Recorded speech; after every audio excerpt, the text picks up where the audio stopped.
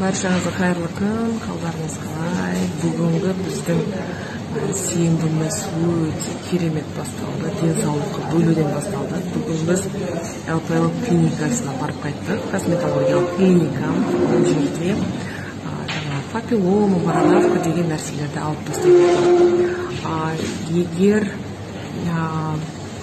жаңағы организмде сол нәрселер шығып жатса, демек ол сигнал екен. Демек сіздің организміңізде бірдеңе болып жатыр.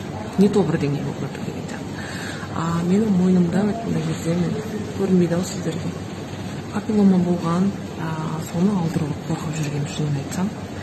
Ауыратын шығар, одан кейін ол қанша уақыт жазылады деген сияқты. Бірақ бүгін лазермен алдырттым. Маса шаққан сияқты ғана ауырды. Өте керемет күшті сезім алды. Сондай-ақ сол клиникадан менің күйеуім консультация алды. Білікті маман, өз ісінің хас шебер деп айтуға болады. Дәрігер Гүл Оразбекова ханым, үлкен сізге рахмет.